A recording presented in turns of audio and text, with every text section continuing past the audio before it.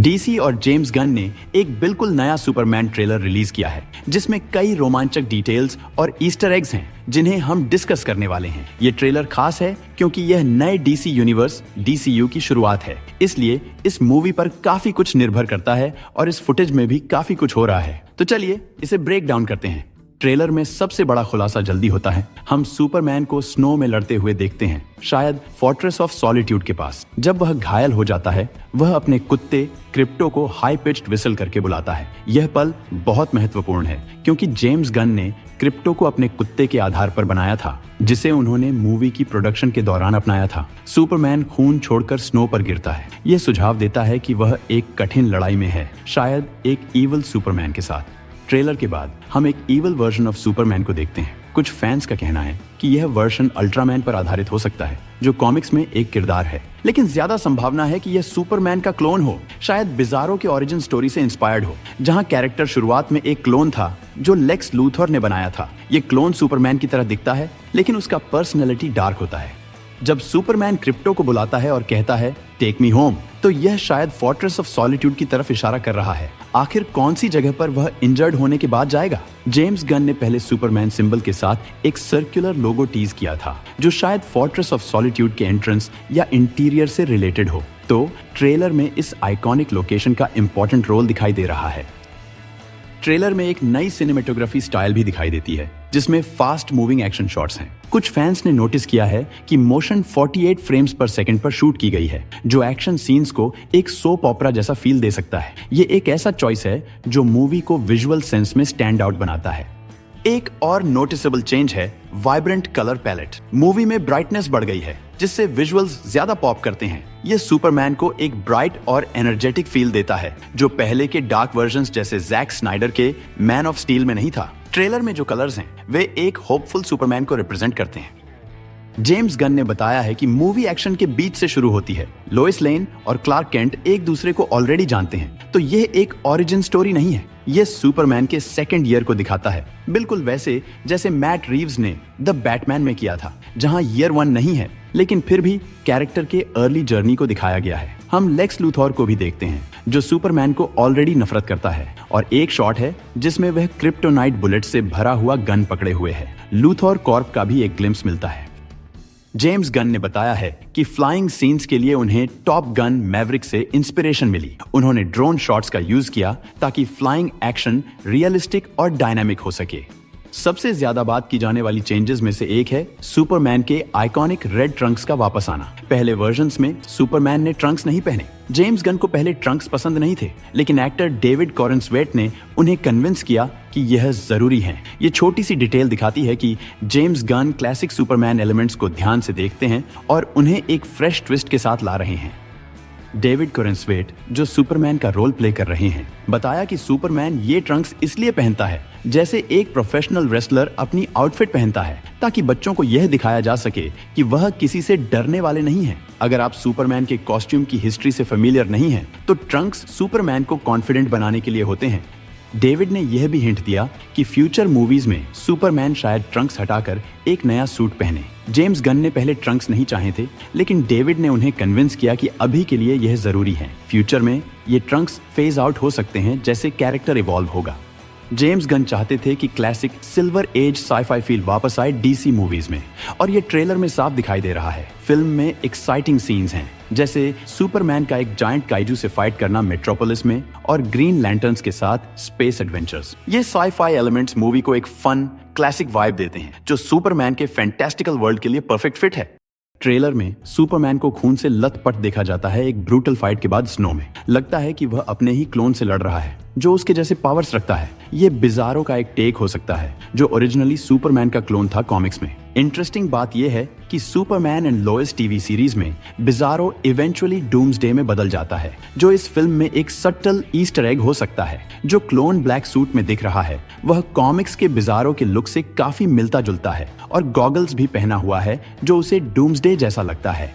हम Clark Kent के रूप में सुपरमैन को भी देखते हैं जब वह डेली प्लैनेट में काम पर जा रहे होते हैं। उसका एक फनी जूमर फ्रो हेयर स्टाइल और ग्लासेस है। उसकी हाइट भी काफी नोटिसेबल है, क्योंकि वह दूसरे कैरेक्टर से काफी लंबा है। ताकि वह दूसरों से ज्यादा लार्जर देन लाइफ लगे। यह जस्टिस लीग इरा के सुपरमैन से थोड़ा अलग है, जहां Henry Cavill Superman Ben Affleck Batman से छोटे लगते थे, जो कभी कभी उनके फिजिकल प्रेजेंस को मिसमैच फील कराता था।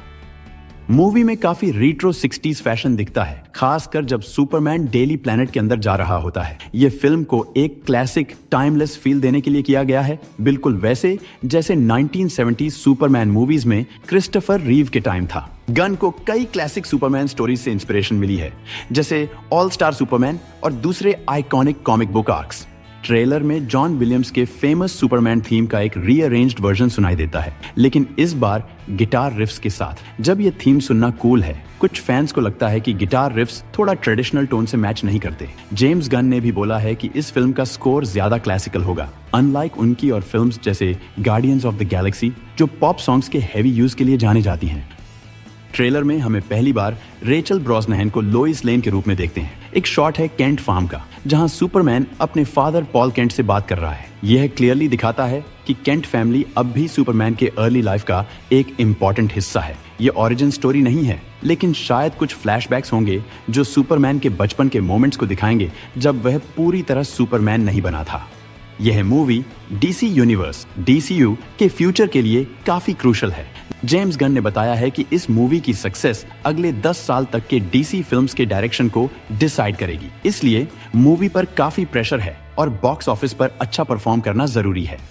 क्रिप्टो सुपरमैन का सुपर पावर्ड डॉग मूवी में एक बड़ा रोल प्ले कर रहा है। हमें दिखाई देता है कि क्रिप्टो सुपरमैन की मदद कर रहा है जब वह मुश्किल में होता है और उसे फोर्ट्रेस ऑफ सॉलिट्यूड ले जाता है। क्रिप्टो के पास सुपर स्ट्रेंथ है और वह उड़ भी सकता है, तो ये देखना एक्साइटिंग होगा कि वह बड़े एक्शन सीन्स को कैसे हैंडल करता है।